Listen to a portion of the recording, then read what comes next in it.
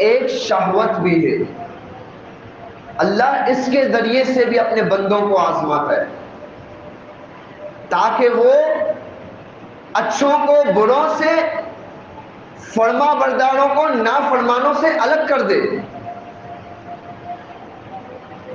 اس کے بارے میں امام مالک بن دینار رحمہ اللہ کا ایک قول بیان کروں گا جو کہ حلیۃ الاولیاء کتاب میں موجود ہے۔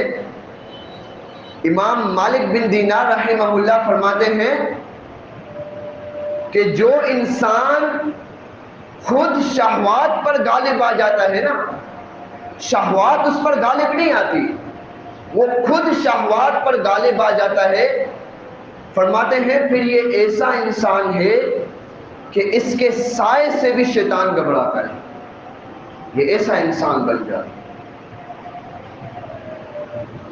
لیکن ایک سوال ہے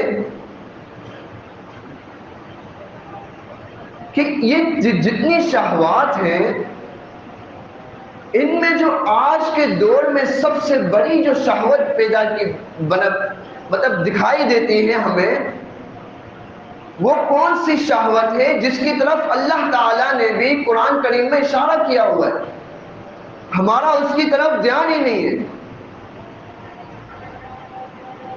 خطبے میں تلاوت کردہ آیت میں اگر آپ غور کریں، اللہ رب العالمین نے فرمایا زُيِّنَ لِلنَّاسِ حُبُّ الشَّهَوَاتِ، کہ لوگوں کے لیے شہوات کی محبت کو مزین کر دیا گیا۔ سب سے پہلے کس کا تذکرہ کیا؟ من النساء، عورتوں کے ذریعے سے، والبنین، بیٹوں کے ذریعے سے، والقناطیر المقنطرہ، جمع شدہ خزانے کے ذریعے سے، من الذهب والفضہ، سونے اور چاندی کے ذریعے سے، والخیل المسومہ، نشان زدہ گھوڑوں کے ذریعے سے، والانعام والحرث، چوپایوں کے ذریعے سے اور کھیتی کے ذریعے سے۔ ان تمام شہوات کا ذکر کر کے سب سے مقدم کس کو کیا ہے؟ عورتوں کی شہوت۔ یہ عورتوں کی شہوت کا فتنہ آج کا بڑا فتنہ ہے۔ سیدنا اسامہ بن زید رضی اللہ عنہ فرماتے ہیں کہ اللہ کے نبی صلی اللہ علیہ وسلم نے فرمایا کہ میرے بعد مردوں کے لیے کوئی بھی فتنہ عورتوں کے فتنے سے زیادہ نقصان دہ نہیں رہے۔ سیدنا ابو سعید خدری رضی اللہ عنہ فرماتے ہیں کہ اللہ کے نبی صلی اللہ علیہ وسلم نے فرمایا اتقوا الدنیا، تم دنیا سے بچو، اور فرمایا تم عورتوں کے فتنے میں مبتلا ہونے سے بچو، کیونکہ بنی اسرائیل میں جو سب سے پہلا فتنہ تھا وہ عورتوں کا فتنہ۔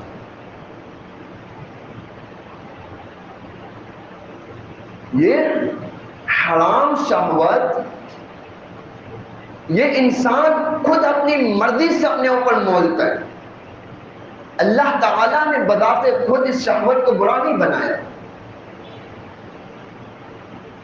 لیکن یہ حرام شہوت میں انسان کیسے مبتلا ہوتا ہے؟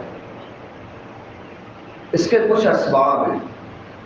اگر ان اسباب کو ہم سمجھ کر اس کو ترک کر دینا تو ہم اس میں مبتلا ہونے سے بچ سکتے۔ اس میں سب سے پہلا سبب کیا ہے؟ ایمانی کمزوری۔ یاد رکھیں یہ ایمان جو ہے نا، یہ مسلمان کا، ایک مومن کا قلعہ ہے۔ ایک شخص جب ایک قلعے میں بند ہوتا ہے تو باہر کے دشمن اس پر حملہ نہیں کر سکتے۔ ایک شخص جب ایمانی طور پر مضبوط ہوگا تو یہ فتنے، یہ شہوات کے فتنے، یہ شبہات کے فتنے اس پر حملہ آور نہیں ہو سکتے۔ ہاں جب وہ اللہ تعالیٰ کی اطاعت گزاری کے کاموں سے نکلتا ہے تو پھر یہ فتنے اس پر حملہ آور ہوتے ہیں، نظر آتے ہیں۔ اس لیے علماء کرام نے فرمایا کہ تین چیزیں ایسی ہیں، تین چیزیں کہ جو کسی انسان کے اندر پائی جائیں تو وہ متقی ہونے کی علامت ہے، وہ تقوی کی علامات ہے۔ ان میں سے پہلی چیز یہ کہ انسان کو قدرت حاصل ہے وہ ہر چیز کر سکتا ہے، لیکن اس کے باوجود وہ حرام شہوت کو ترک کرتا ہے. اس کے پاس ہر طرح کے اسباب موجود ہیں، اس کے باوجود وہ حرام شہوت کو ترک کرتا ہے. یہ تقویٰ کی علامت ہے. دوسری، اس کا نفس جو ہے وہ اس کو منع کر رہا ہے کہ بھائی آج نماز پڑھنے کا دل نہیں ہو رہا، آج جمعے میں جلدی جانے کا دل نہیں ہو رہا،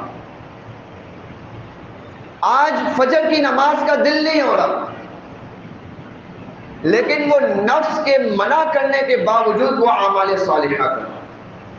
یہ تقویٰ کی علامت ہے.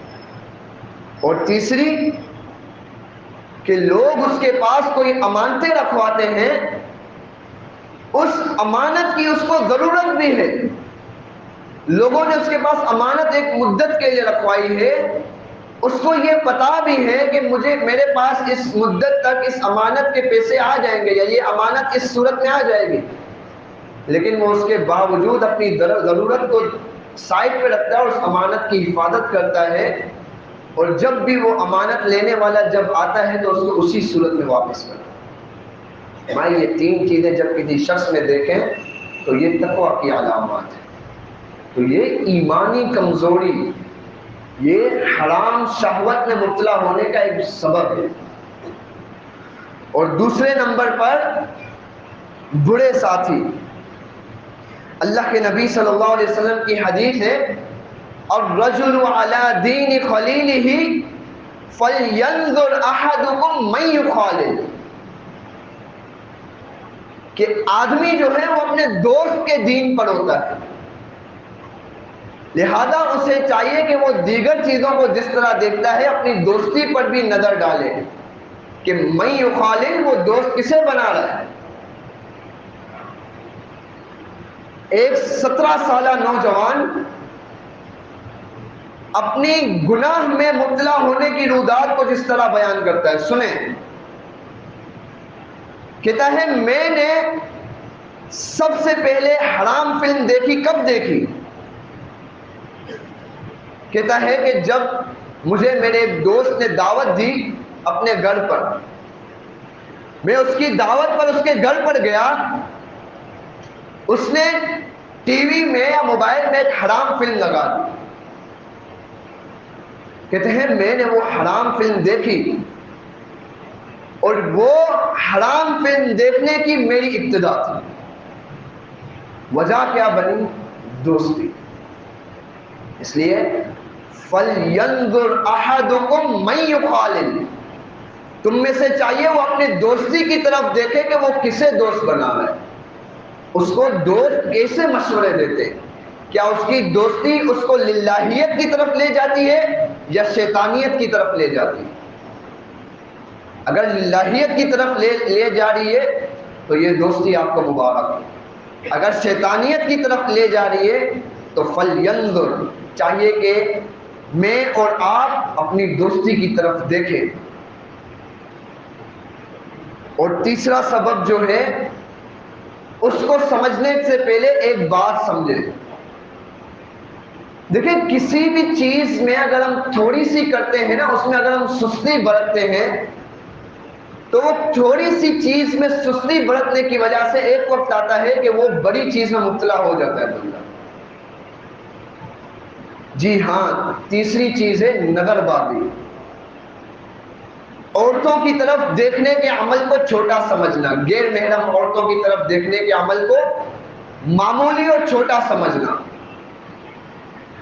یہ ایسا عمل ہے کہ انسان اگر اس سے باز نہیں آتا نا، ایک وقت آتا ہے کہ وہ حرام کاری میں مبتلا ہو ہی جاتا ہے. اور آپ اس کو صرف اس چھوٹے سے عمل کو اس عورتوں کی طرف دیکھنے پر نہ کریں، اور بھی بہت سے معاملات ہیں. آپ نے کئی ایک قصے اخبارات میں پڑھے ہوں گے، خبروں میں سنے ہوں گے کہ فلاں گھر میں اپنے نوجوان بیٹے کو نوکرانی کے ساتھ اکیلا چھوڑ دیا، اور پھر ہوا کیا وہ آپ بھی جانتے ہیں، میں بھی جانتا ہوں. اپنی بیٹی کو وین ڈرائیور کے ساتھ، بس ڈرائیور کے ساتھ، رکشہ ڈرائیور کے ساتھ اکیلے بھیج رہے ہیں، کوئی اور اس کے ساتھ محرم نہیں ہے، اور پھر ہوتا کیا ہے؟ یقیناً ہماری آنکھیں شرم سے جھک جاتی. آپ صرف اس کو عورتوں کی طرف دیکھنے والے عمل کی طرف اس کو نہ پرکھیں، ہر چیز کی طرف آپ پرکھ سکتے ہیں. آپ ہماری چھوٹی سی لاپرواہی، ہماری چھوٹی سی سستی آگے بڑے عذاب کا انتظار کر رہی ہوتی ہے، جس کا ہمارے اندر وہم و گمان ہی نہیں ہوتا. اور چوتھی چیز، شہوت انگیزی کی قربت، یعنی ان چیزوں کی طرف، ان چیزوں کے قریب ہونا جو آپ کی شہوت کو ابھارتی ہے. اب دیکھیں اللہ کے نبی صلی اللہ علیہ وسلم نے راستوں میں فضول کھڑے ہونے سے منع فرمایا. کیوں منع فرمایا؟ کیونکہ یہ گمان کیا جا سکتا ہے کہ انسان کی نظر کسی ایسی چیز کی طرف پڑے جس کی وجہ سے اس کی شہوت ابھرے اور وہ کسی حرام کاری میں مبتلا ہو. صرف یہ نہیں، آپ ذکر و اذکار کی محفلوں کے بارے میں اگر سیرت النبی اٹھا کر دیکھیں، اللہ کے نبی صلی اللہ علیہ وسلم نے عورتوں کی صفوں کو مردوں کی صفوں سے پیچھے رکھا ہے. ذکر و اذکار کی محفل میں بھی عورتوں کے لیے مسجد میں آنے جانے کا الگ نظام کیا جاتا ہے. یہ کیوں؟ تاکہ انسان کے اندر کوئی ایسی چیز نہ دیکھ لے انسان جس کی وجہ سے اس کی شہوت ہو بڑھے. اور آج کل تو ایک ایسی چیز بھی ہمارے درمیان گھوم رہی ہے، موسیقی اور گانے. آپ کبھی نوٹ کیجئے گا کہ کہیں پہ موسیقی چل رہی ہو اور آپ کا وہاں سے گزر ہو، آپ کے اندر کی کیفیت تبدیل ہو جائے گی. کیوں ہوتا ہے ایسا؟ یہ موسیقی آپ کے اندر، آپ کی روح پر اثر کرتی ہے. کون سا اثر؟ اطمینان نہیں دیتی، وہ برا اثر کرتی ہے. موسیقی اس فوڈ آف سول نہیں ہو سکتی، موسیقی روح کی غذا نہیں ہو سکتی. کیسے نہیں ہو سکتی؟ میں آپ کو بتاتا ہوں. یہ جس نے بھی یہ کوٹیشن ایجاد کی ہے، یہ کوٹیشن سراسر غلط ہے کہ music is food of civil. موسیقی روح کی غذا ہے. روح کہاں سے نازل ہوئی ہے؟ آسمان سے. موسیقی کہاں کی پیداوار ہے؟ زمین کی پیداوار. ایک چیز جو آسمان سے نازل ہوئی ہے، اس کی غذا زمین پہ کیسے بن سکتی ہے؟ اس کی غذا بھی اللہ تعالیٰ نے آسمان سے اتاری ہے. الا بذکر اللہ تطمئن القلوب، کہ خبردار دلوں کا اطمینان اللہ کے ذکر میں. روح کی غذا موسیقی نہیں ہے، ذکر اللہ. اور ذکر کی سب سے اعلیٰ صورت وَأَقِمِ الصَّلَاةَ لِذِكْرِي، نماز کو قائم کرے میرے ذکر کی. سب سے اعلیٰ صورت نماز. تو یہ 4 اسباب ہیں، ان کو ذہن میں رکھیں اور ان سے دور رہنے کی کوشش کریں. اللہ تعالیٰ کی مدد کے ساتھ اور ان اسباب کو ترک کرنے کے ساتھ آپ حرام شہوت میں مبتلا ہونے سے بچ سکتے ہیں. لیکن ایک بات ہے، آپ دیکھیں کہ اگر کوئی مسلمان ہے یا کوئی شخص ہے، اگر اس کو حرام شہوت میں مبتلا ہو گیا یا اس کے پاس کوئی ایسی سچویشن آ گئی کہ ہر طرف سے حرام شہوت رنگینیوں کے ساتھ اس کے سامنے آ گئی، اب ایسے میں انسان کو کس چیز کا مظاہرہ کرنا چاہیے؟ 3 قاعدے ہیں، 3 قاعدے. ان کو اگر آپ نے اپنا لیا نا، ایسی سچویشن میں اور آپ اس سچویشن سے بچ سکتے ہیں. ان میں سب سے پہلا قاعدہ وہ جو سیدنا یوسف علیہ السلام نے اختیار کیا تھا کہ اس ٹائم پر اس طرح کے الفاظ کہنا، انی اخاف اللہ یا معاذ اللہ یا اتق اللہ، کہ میں اللہ سے ڈرتا ہوں، میرے اندر اللہ کا خوف موجود ہے، اللہ کی پناہ. یا سامنے والے کو کہنا اتق اللہ، اے فلاں تو اللہ سے ڈر، تیرے اندر کیا اللہ کا خوف نہیں ہے؟ لیکن یہ جملے بھی زبان پر کس کے آتے ہیں؟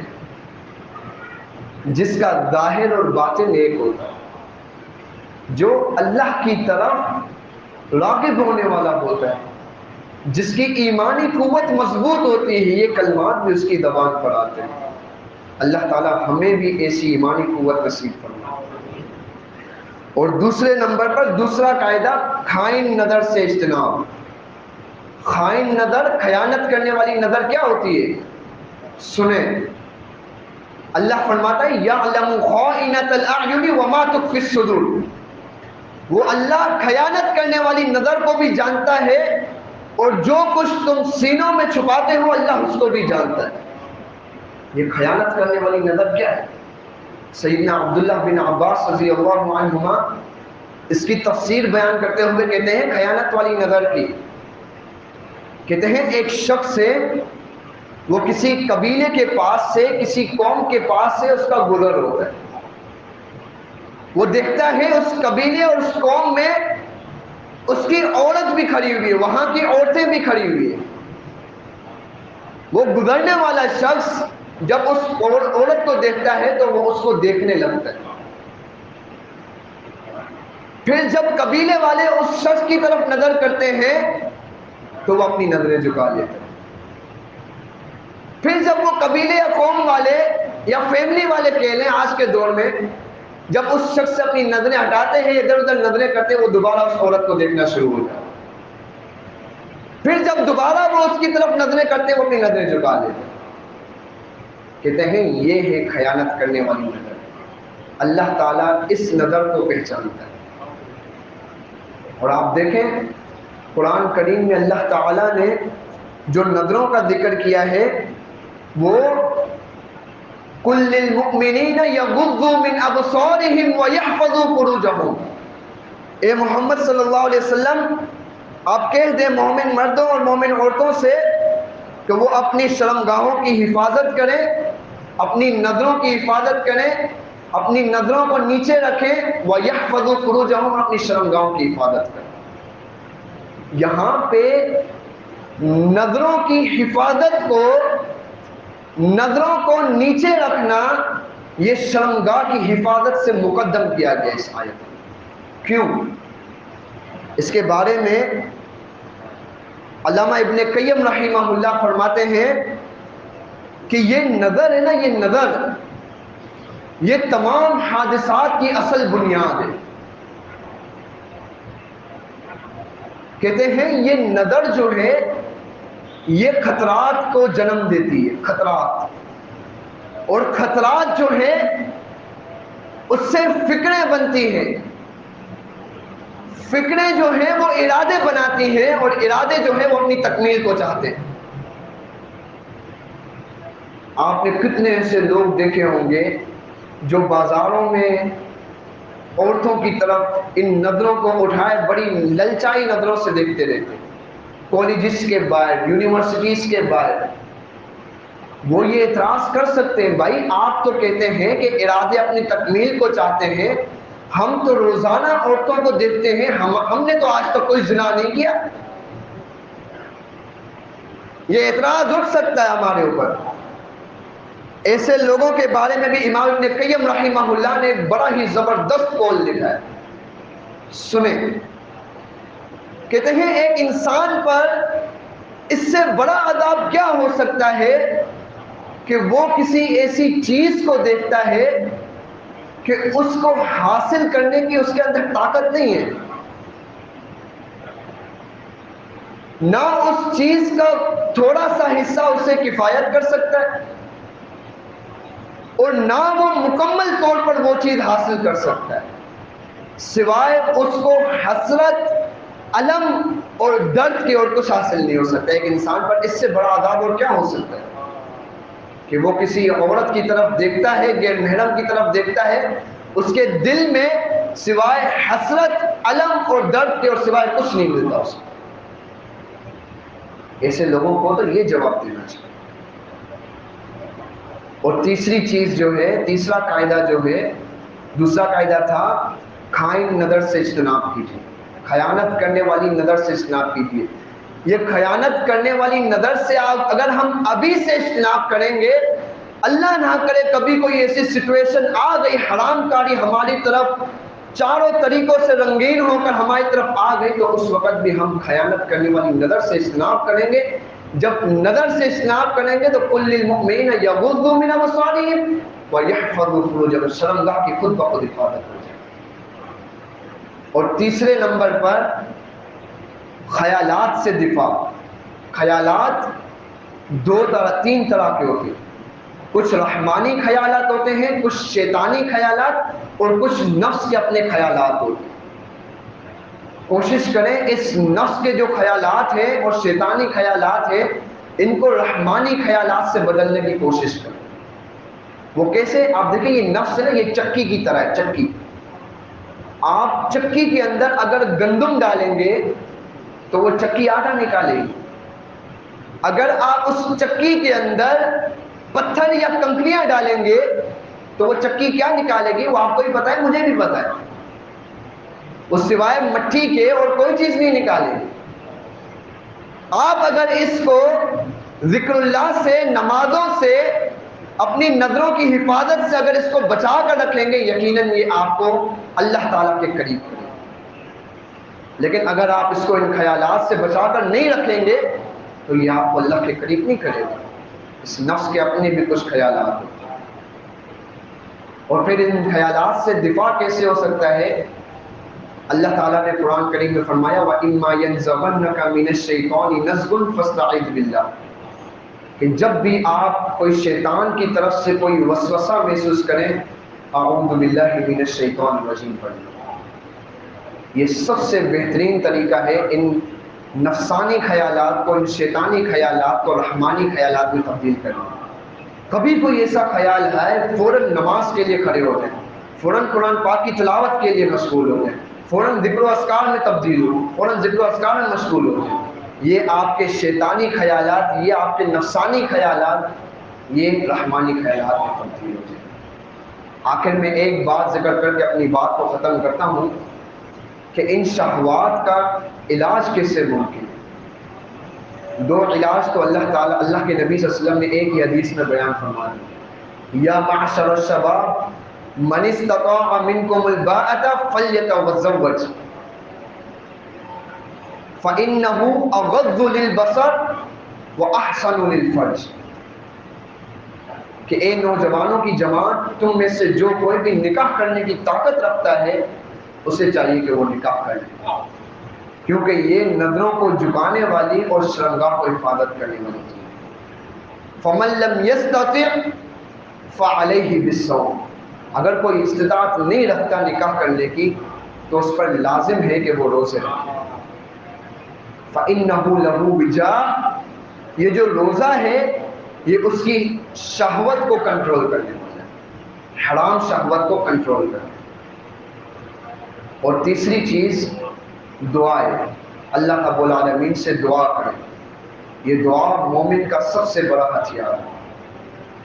اللہ رب العالمین سے دعا کریں کہ اے اللہ، مجھے ان نفسانی خیالات ہیں، جو یہ شہوات کا جو فتنہ ہے، اللہ مجھے اس میں پناہ دے، مجھے اس سے پناہ دے۔ اللہ کے نبی صلی اللہ علیہ وسلم کی ایک دعا بھی ہے، اللہم انی اعوذ بک من شر سمعی ومن شر بصری ومن شر لسانی ومن شر قلبی ومن شر منی۔ اے اللہ، میں تیری پناہ مانگتا ہوں آنکھوں کے شر سے، کان کے شر سے، دل کے شر سے اور منی کے شر سے۔ یہ منی سے جو مراد یعنی اپنے نفس کے شر سے، اور نفس سے مراد شہوات کا شر۔ اس دعا کو بھی کثرت سے کریں۔